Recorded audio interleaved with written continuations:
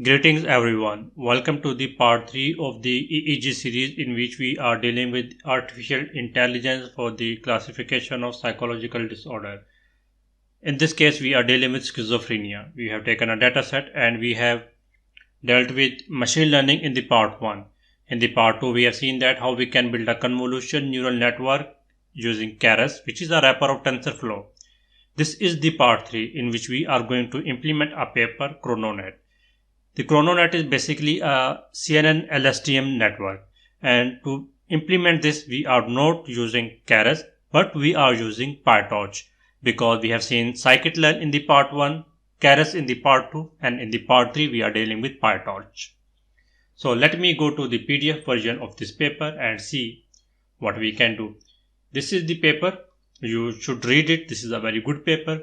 But we are going to implement this ChronoNet, which is in the figure 2b. So I am going to take a snapshot of this image and going to put it into Colab for the reference purpose only.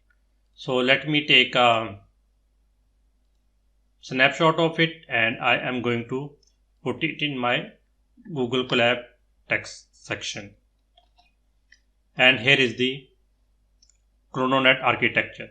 You can see that the first layer is the input layer, where 22 is the channel and 15,000 is the length of the signal. Then the input signal is passed to 3 convolution layers. The first convolution layer has 2 kernel size, 32 filter and a stride of 2. The second convolution layer, which is in the center, has 4 kernel size and it has 32 number of channels and it has the stride of 2. The third convolution layer, which is the right convolution layer, which is on the right side of this network, this one, this has 8 kernel size. The output from each of these 3 convolution layers are concatenated such that each convolution layer produces an output channel of 32. When the output channel of each layer combine together, it make 96. You can add 32 plus 32 plus 32, it make 96. After the first concatenation layer, the structure repeats itself. Then there is another repetition of the structure. So we are going to implement a block in which we are going to have 3 convolution layers and a concatenation layer. And we will use that block 3 times. After this block, we have a GRU layer and we have around 3 or 4 GRU layers. The output from this block goes into the GRU layer. From the first GRU layer, the second GRU layer receives input from the first GRU layer. And the output of first GRU layer and the second GRU layer are concatenated together. Then there is third GRU layer, which is actually gives an output of 1875, 32. 32 is the number of channel, 1875 is the length. The third GRU layer, the output of third GRU layer is concatenated with output of first GRU layer and the output of second GRU layer. Then we have the fourth GRU layer, and after the fourth GRU layer we have the softmax function. So now let's start the implementation thing. The first thing I will do is to write an input layer, and for that I have to use torch or PyTorch we can call. So let me import torch.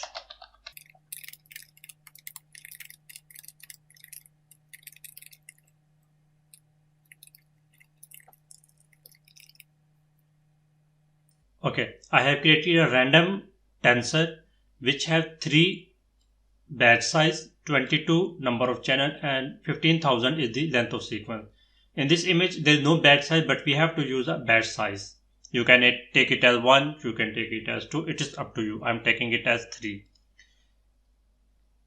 Let me show you the shape of the tensor we have just created. It's a random tensor. Okay. The next thing I have to do is to implement a block. But before the implementation of block, let me show you how we can implement a convolution layer. So from the NN module, I have to import Con 1D, which is actually the one-dimensional convolution layer. It accepts few parameters such as in channels, out channels, kernel size, stride, and padding. So let me pass these parameters. The input channels are 22 because we have 22 here in this image. The output channels are actually 32 because the next layer have 32 input channel.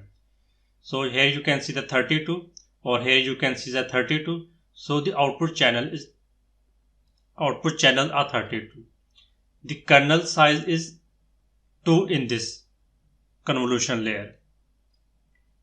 The stride is also 2. You can put padding equal to 0. We will later see that what should be the value of padding. I think that this paper haven't discussed that what is the value of padding, but we will figure it out. So this is how we can define a convolution layer in PyTorch. So you are familiar with convolution layer now, and now it's the time to build a basic block, which is actually inception block in this architecture. I am just going to name it as block, and the first thing is to define it.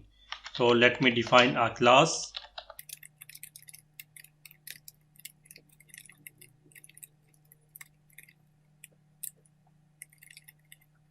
If you have no experience with PyTorch, then there is no need to worry. Just consider it as a template. Each time you build a block, each time you build a neural network, whether it is a fully connected neural network, whether it is a convolution neural network or a LSTM layer or GRU layer, you have to use this block. Just remember this thing if you are not familiar with PyTorch. But if you are familiar with OOP concept, object-oriented concept, then we are inheriting from the NN module, and we are going to use a init constructor and a super method.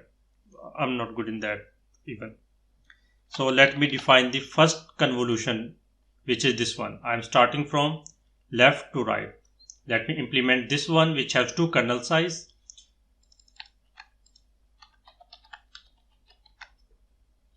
(22) input channel, 32 output channels, kernel size 2, stride 2, padding 2.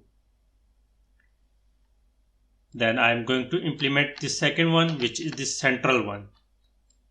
The convolution 2, it has the same thing except the kernel size is 4, I believe.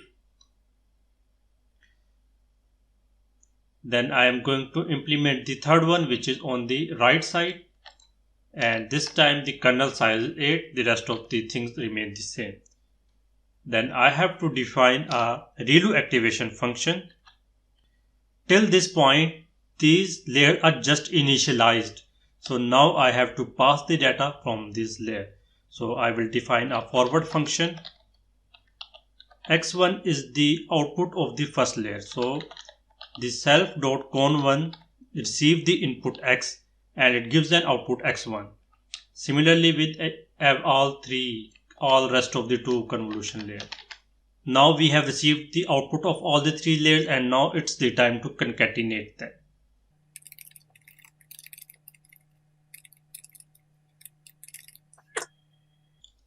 Now I will return the input X, which we got after concatenation, the X1, X2 and X3.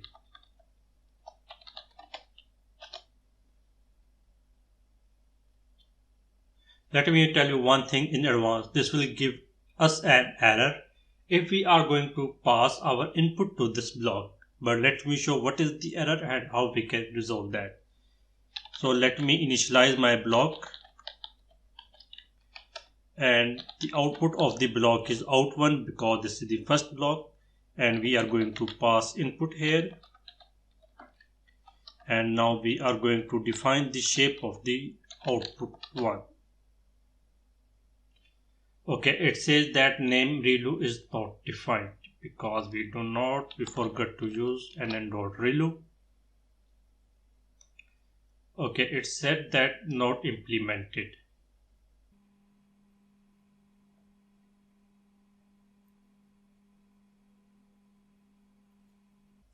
I do not know why I'm getting this error, but let me see one thing, whether our forward function is receiving the input, and I can figure out the issue right now, but I am going to make you see how this thing works. So let me print x dot shape, and it gives us the same error. So it means that our forward function has some issue. The reason is that there is some spell error. Basically, it's forward. Okay, now it says that size of tensor must match expect in dimension 1. This means that our concatenation line has some error. So I am going to print the shape of the x1 layer, and I'm going to print the shape of all these x1, x2 and x3 outputs from each of the convolution layer. So you can see that the last index of the x1 has 7500 neurons, then 7499, then 7497. Why is that? Why is this? Because we are using a different kernel size and we have to fix this with the padding. So if I make the padding equal to 1 of the second convolution layer, let me see what is the size now. We have to make each size to 7500. So the size is now 7500. And what if I make it to the third layer 1? Let me see what if we go to 7500 or not. We do not get. So I have to make it 2. Might be there is some better calculation, but frankly speaking, I haven't figured that yet. So I know that with the padding size equal to 3, it will work, because or the otherwise you can do some calculation yourself. So this is how we can implement the inception block, in which we are passing the input to 3 different convolution layer, each have different filter size, and then we are going to concatenate them.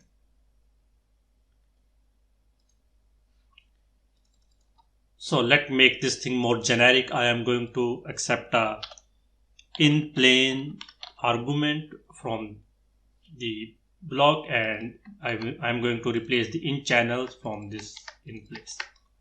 So here the in place is equal to 22 because I have 22 neurons. I have 22 channels in my input. So let me see that. Okay, this one. So the next thing, go above the figure and see that we have figured out what is the shape of my concatenation layer. It is 7500, 96. So let me print it. It is 96, 7500. So both are basically the same. In Keras, the channels are basically on the serve as the last index. Like if we see images, we have 224, 224, 3 in Keras. But in PyTorch, the channels are before the spatial feature, like 3, 224, 224. So we have first is the batch size, then we have channel, then we have the time. In Keras, first we have the batch size, then we have the sequence length, and then we have the channels. This is the shape. This is the difference between the PyTorch and the Keras. So I am going to build this second block. The output of second block is 3750, 96. So I'm going to show it just in a second. This is the block 1, this is the block 2. The block 2 accept the channel as 96 because the output of the block 1 has 96 channel, and the output of block 1 is the input of block 2. And let me replace the variable now, the variable name. Let me see what is the shape. It's 3750, 96 or 96, 3750, which is the same mentioned in the paper. So it's the time for the third block, and I am going to implement the third block, and the everything remains the same, except I am going to rename the variable name just for the convenience, because I'm going to implement a third inception block from the paper, and the shape is 96,1875, which is the same till here. This is the part 1 of the part 3. In the next part 2 of the part 3, we are going to see how we can implement GRU layer. Thank you and wait till then.